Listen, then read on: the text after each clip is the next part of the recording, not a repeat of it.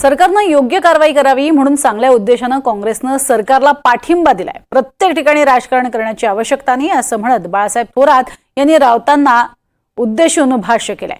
तर विरोधी पक्षाविषयी मला कीव येते, त्यांनी सगळ्यात आधी अमित शहांचा राजीनामा मागितला पाहिजे। पाठिंबा कसा देत आहात असा सवाल संजय राऊतांनी थोरातांना उद्देशून केला होता।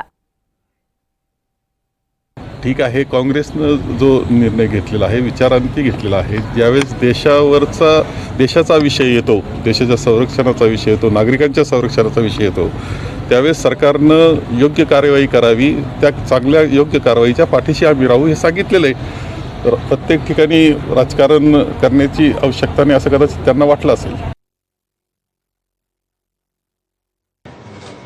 ते काय चुनचुनके मारू करतात। आमचे लोक चुनचुनकर मारले, त्याने तुम्ही राजीनामा दिला पाहिजे, त्यांचा राजीनामा घेतला पाहिजे।